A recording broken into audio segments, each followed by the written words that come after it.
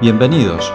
En este video introducimos el concepto de cubo de datos de imágenes satelitales y veremos tres ejemplos: un cubo de datos sobre temperatura superficial MODIS, un cubo de datos de precipitación mensual con CHIRPS y un cubo de datos para la clasificación de tipos de suelo con Sentinel-2.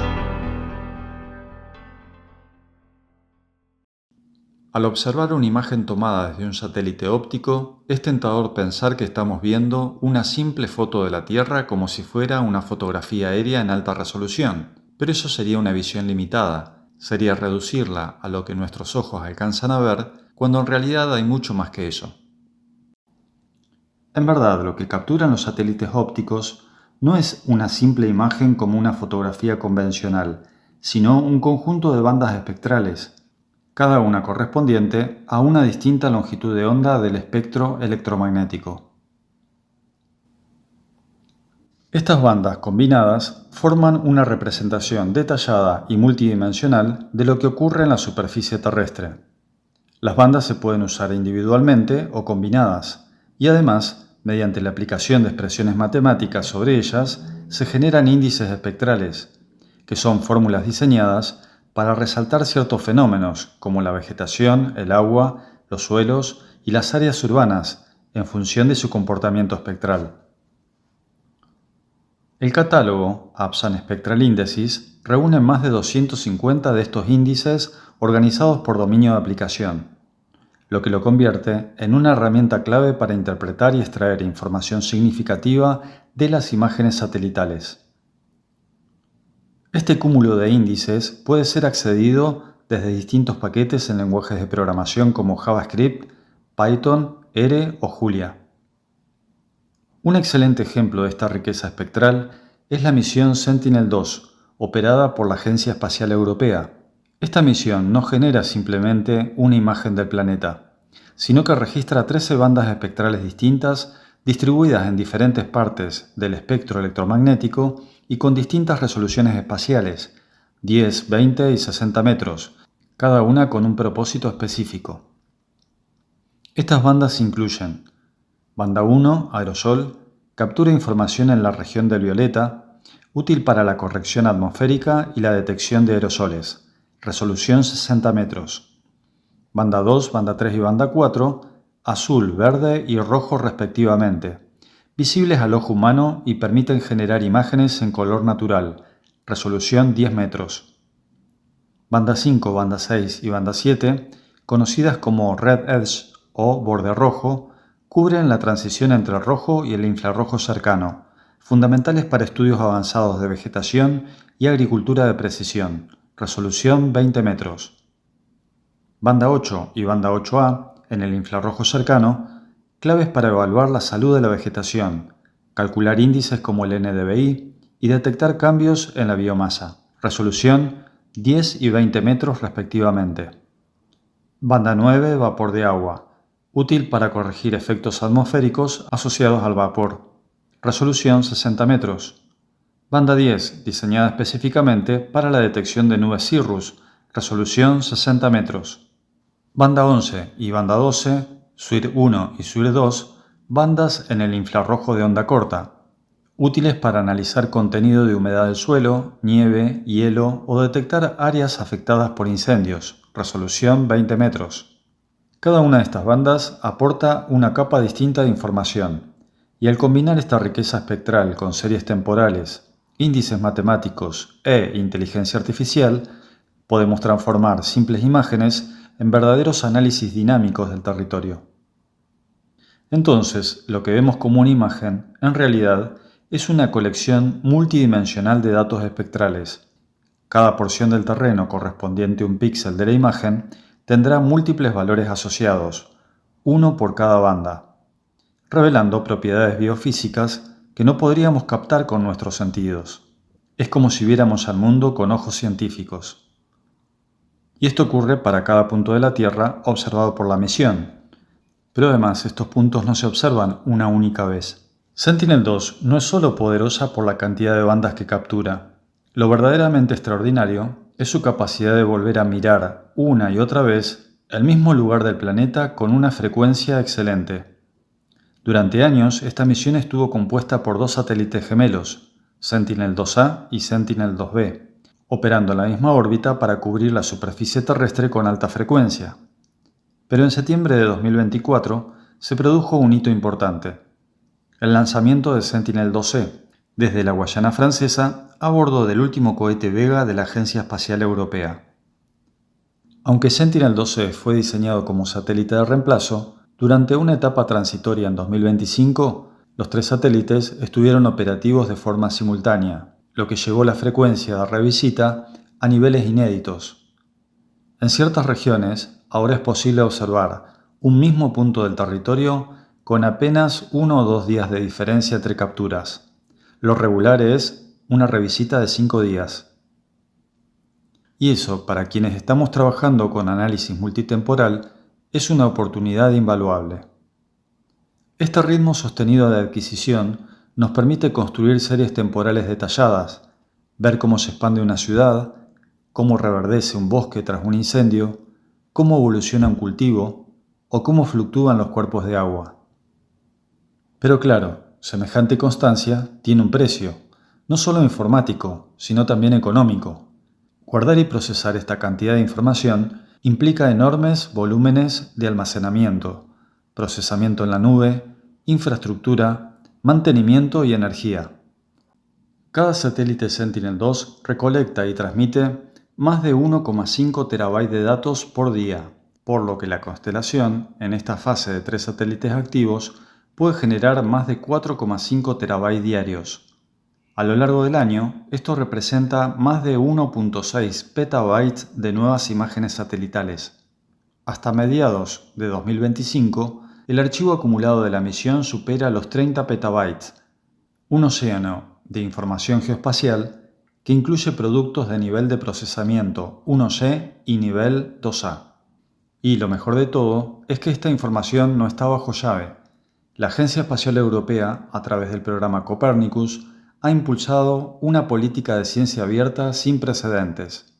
Los datos de Sentinel-2 están disponibles para todo el mundo en repositorios como el Copernicus Data Space Ecosystem o el SEDA del Reino Unido, que ya superan los 34 petabytes de información de observación de la Tierra, creciendo cada día en varios terabytes. Este compromiso con la transparencia, el acceso libre y el desarrollo global de capacidades analíticas nos plantea un desafío apasionante. Con tanto conocimiento disponible desde el espacio, ¿estamos preparados para sacarle el máximo provecho? ¿Cómo organizamos toda esta información? Bienvenidos al mundo de los cubos de datos, o del inglés Data Cubes. El volumen y la complejidad de los datos satelitales nos obliga a pensar de una forma nueva. ¿Cómo podremos analizar millones de imágenes, cada una con múltiples bandas y fechas distintas, sin ahogarnos en un mar de archivos? Acá entra en juego un concepto clave en el análisis geoespacial moderno, el cubo de datos. Según la plataforma abierta para la observación de la Tierra, OpenEO, un cubo de datos es una estructura de datos multidimensional que organiza la información, generalmente geoespacial, en ejes bien definidos como espacio, tiempo, bandas espectrales, etc. Según Giuliani y otros autores, un cubo de datos es una colección de datos geoespaciales organizados como una matriz multidimensional regular diseñada para facilitar el acceso, consulta y análisis en tiempo real de grandes volúmenes de información. En otras palabras, un cubo de datos no es solo un almacenamiento de imágenes, sino una forma ordenada e inteligente de organizarlas para que podamos filtrar, combinar, analizar y visualizar los datos de manera eficiente. ¿Cuáles son las dimensiones principales? Espacio, definido por las coordenadas X, longitud de oeste a este, e Y, latitud de sur a norte. Tiempo, el momento de adquisición de cada imagen. Espectro, bandas espectrales que permiten ver más allá de lo visible. En algunos casos, también se incluyen dimensiones adicionales como el sistema de referencia espacial o la geometría. Esto permite realizar operaciones como filtrar el cubo por fechas, bandas o región, aplicar funciones matemáticas sobre píxeles, calcular promedios o máximos, o derivar índices como el NDVI, remuestrear espacial o temporalmente, agregar estadísticas por cuencas, provincias o cultivos.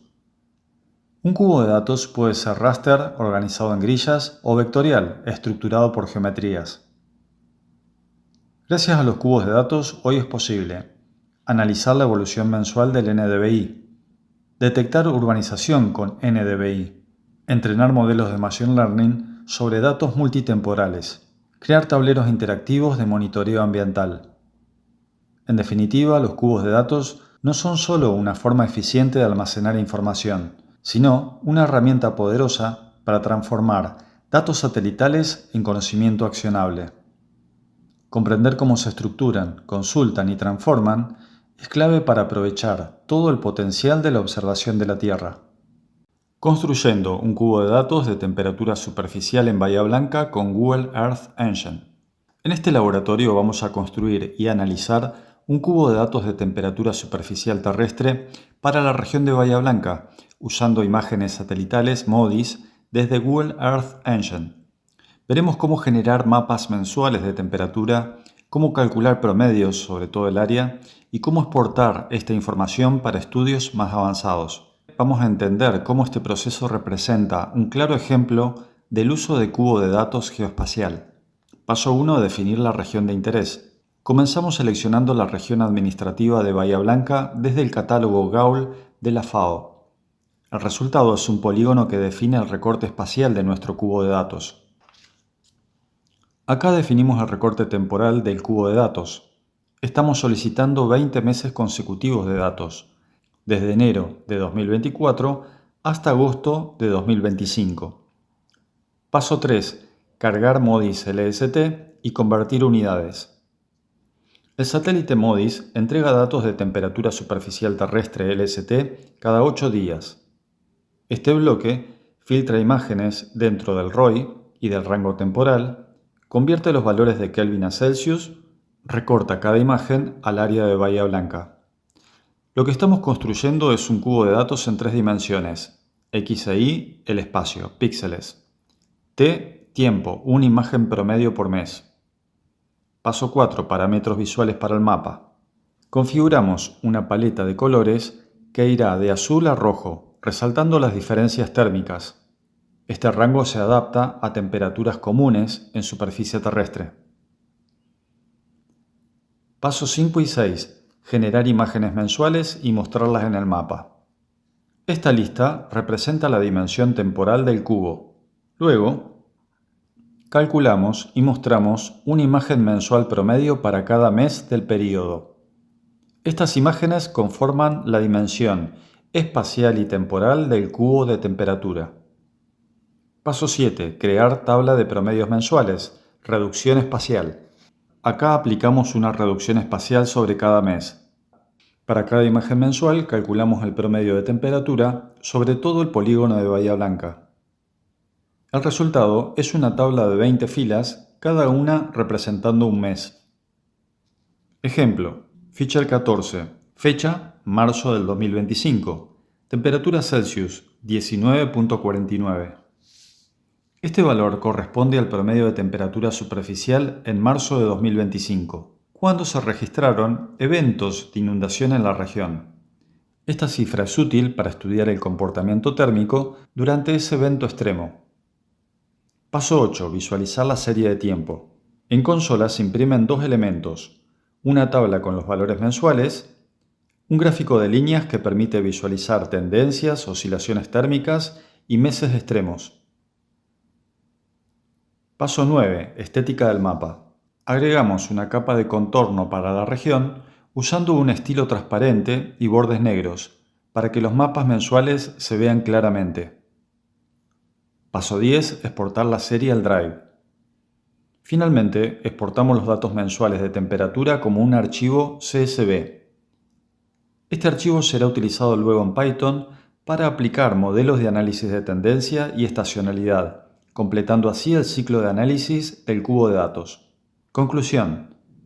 En resumen, hemos construido un cubo de datos geoespacial tridimensional a partir de datos satelitales MODIS. Derivamos productos de este cubo, mapas mensuales y series temporales. Extraemos conocimiento para analizar eventos climáticos, como el caso de marzo de 2025. Este ejemplo muestra cómo Google Earth Engine permite integrar observación satelital, cálculo estadístico y visualización, con un enfoque moderno y escalable para el análisis de fenómenos ambientales. En esta sección del video vamos a analizar con Google Colab una serie temporal de temperaturas promedios mensuales para el partido de Bahía Blanca correspondiente al periodo enero 2024 a junio 2025. A partir de datos exportados desde Google Earth Engine, vamos a usar Google Colab para aplicar un método llamado STL, que nos permite descomponer la serie en tres componentes fundamentales: tendencia, estacionalidad y residuo. Veamos paso a paso cómo hacerlo. Punto 1. Montar Google Drive. Empezamos montando Google Drive para acceder al archivo CSV que contiene nuestros datos. Este archivo fue previamente exportado desde Google Earth Engine y contiene la temperatura media mensual por fila, junto a la fecha correspondiente. Paso 2. Importar las librerías necesarias. Importamos Pandas para manejar la tabla de datos, Matplotlib para graficar y, lo más importante, STL desde Stats Models, que nos permitirá descomponer la serie. También usamos mdates para formatear las fechas en los gráficos. Paso 3. Leer el archivo CSV.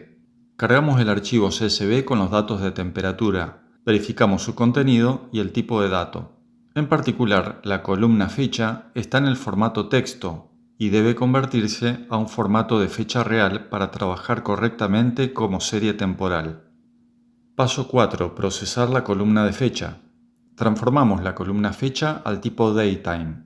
Eliminamos posibles fechas inválidas y la convertimos en índice del dataframe con frecuencia mensual fija. Esto es esencial para que STL entienda que estamos trabajando con una serie temporal ordenada. Paso 5. Seleccionar la serie. Extraemos la columna de temperatura como una serie individual.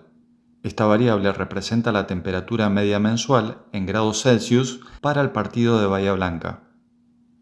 Paso 6. Aplicar STL. Aquí aplicamos el método STL, que significa Seasonal Trend Decomposition Using LOES. STL descompone una serie temporal en tres componentes: tendencia, la evolución de largo plazo; estacionalidad, los ciclos repetitivos como estaciones del año; residuo, lo que queda, es decir, variaciones no explicadas. El parámetro period igual a 12 le indica a STL que la estacionalidad se repite cada 12 meses.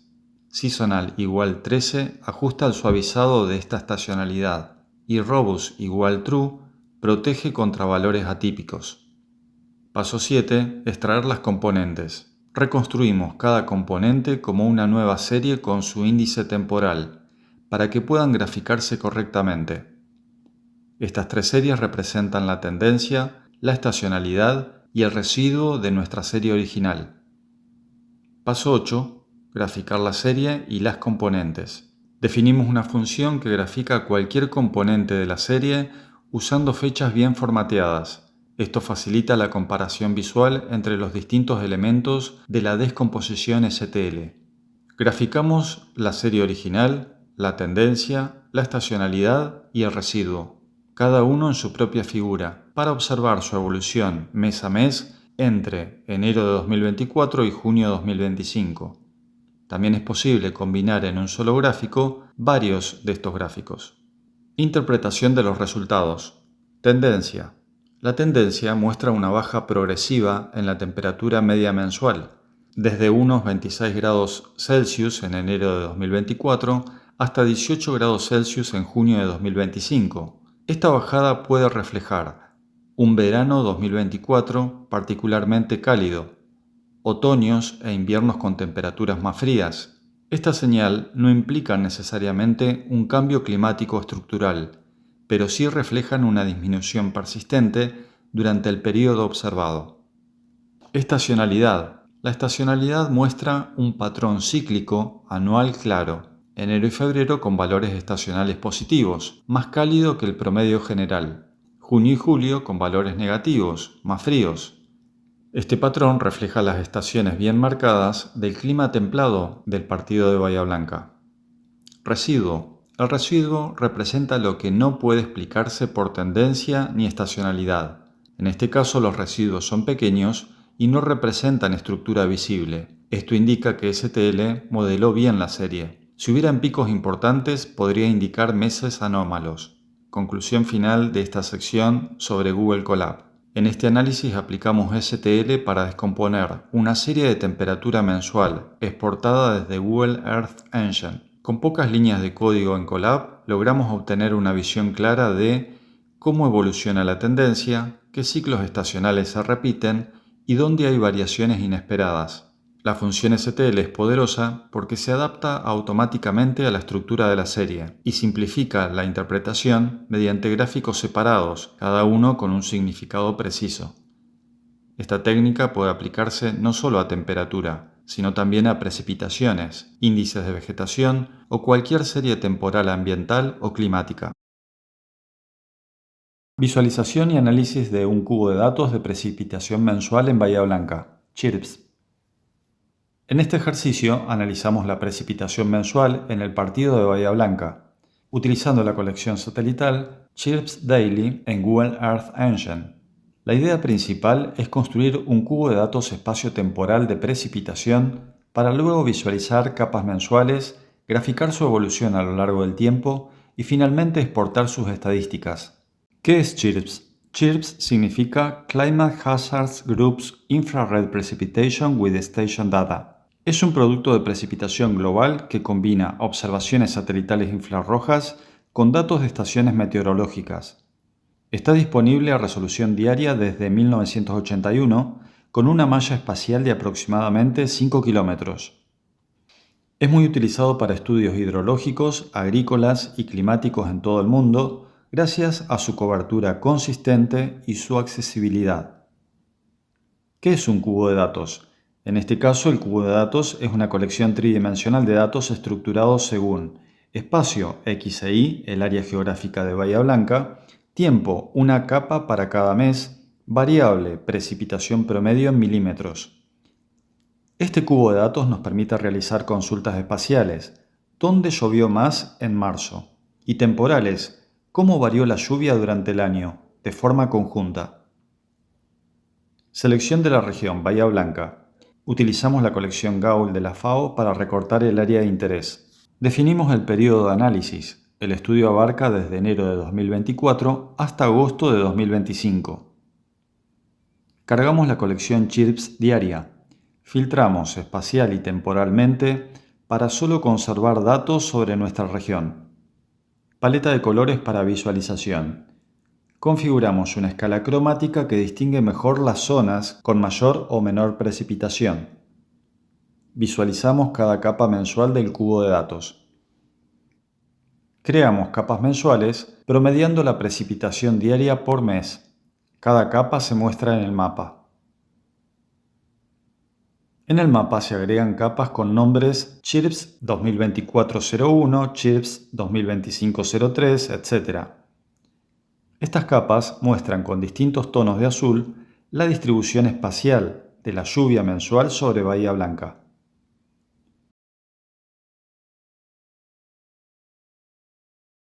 Cálculo de la serie temporal mensual promedio. Calculamos el promedio mensual de precipitación para todo Bahía Blanca generando una tabla que representa la evolución temporal. Esta tabla representa el eje temporal del cubo de datos sintetizando cada capa mensual en un único valor promedio.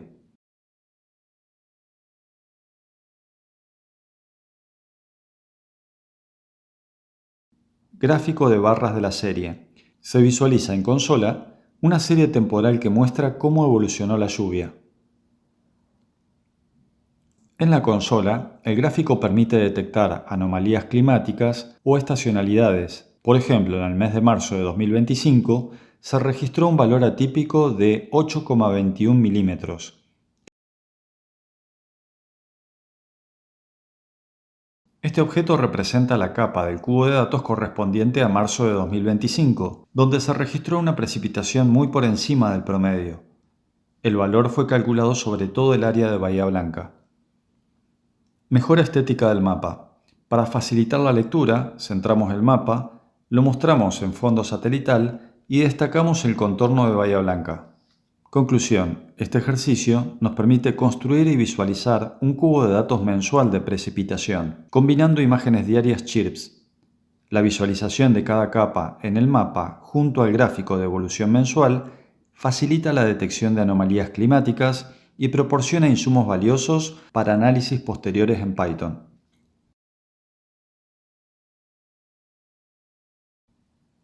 Clasificación de tipos de suelo con Sentinel-2, un enfoque basado en DataCubes. En este laboratorio vamos a construir un ejemplo claro de un cubo de datos aplicado a la clasificación de tipos de suelo. Utilizaremos imágenes Sentinel-2 armonizadas, clasificaremos por Random Forest y generaremos una serie temporal categórica para el año 2024, con énfasis en su interpretación como cubos de datos espacio-temporal. Vamos paso por paso. 1. Colección de imágenes Sentinel-2 y preparación del mosaico base. Aquí preparamos un mosaico RGB de Sentinel-2 a partir de las imágenes del año 2024, filtrando por cobertura nubosa y por la región de interés o ROI. Este mosaico sirve como base para entrenar el clasificador. En el mapa se añade una visualización en color natural de la región seleccionada, permitiendo al usuario tener una vista previa del área a clasificar.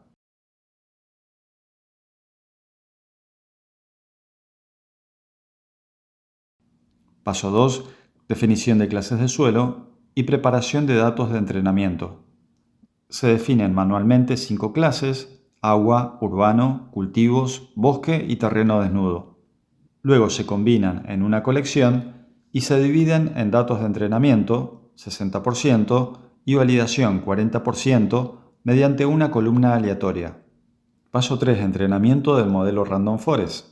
Se extraen los valores de las bandas para las regiones de entrenamiento y se entrena un modelo de Random Forest con 100 árboles para clasificar los tipos de suelo. Paso 4. Clasificación de la imagen y visualización del resultado. Se clasifica el mosaico de Sentinel-2 usando el modelo entrenado y se visualiza el mapa resultante. Cada clase se representa con un color distinto. En el mapa se observa la distribución espacial de las clases de suelo sobre la región de interés. Se evalúa la precisión del modelo mediante una matriz de confusión y se imprimen métricas clave como exactitud global, precisión por clase, coeficiente de capa y F-score. La consola muestra resultados numéricos que indican cuán bien el modelo ha clasificado las diferentes clases en los datos de validación. Paso 6. Configuración de la serie temporal. Configuramos la frecuencia temporal de la serie para generar nuestro cubo de datos categórico. En este caso, elegimos una frecuencia bimestral. Paso 7. Clasificación temporal e interpretación del cubo de datos. Para cada periodo bimestral, se crea un nuevo mosaico de Sentinel-2. Se clasifica y se cuenta la cantidad de píxeles por clase. Esta colección temporal de objetos feature conforma el núcleo del cubo de datos. Cada capa representa un periodo de tiempo con distribución espacial clasificada. Visualización. Visualización de resultados en consola. Gráfico apilado. Muestra cuántos píxeles ocupa cada clase por período, permitiendo detectar cambios como expansión urbana o pérdida de vegetación. Gráfico de imágenes. Señala cuántas imágenes se usaron por período, útil para evaluar la calidad del mosaico y útil para la generación y estudio de cubos de datos. Gráfico porcentual. Destaca tendencias proporcionales. Paso 9. Visualización espacial del cubo de datos. Gracias al siguiente bloque, se visualiza en el mapa la imagen clasificada para cada período, completando así el cubo de datos con su representación espacial. Esto permite identificar, por ejemplo, que en marzo de 2024 predomina la clase cultivos. Conclusión: este ejemplo nos muestra cómo construir un cubo de datos categórico sobre tipos de suelo usando imágenes Sentinel-2, Random Forest y Google Earth Engine. Integramos series temporales espaciales clasificadas, métricas de validación del modelo, visualizaciones dinámicas y tablas estadísticas. Esta estrategia es ideal para monitoreo de uso de suelo, detección de cambios, gestión ambiental y planificación urbana. Este es un ejemplo de cómo un cubo de datos no solo organiza información geoespacial, sino que nos permite responder a preguntas relevantes sobre qué tipo de cobertura existe, cuándo cambia y dónde ocurre.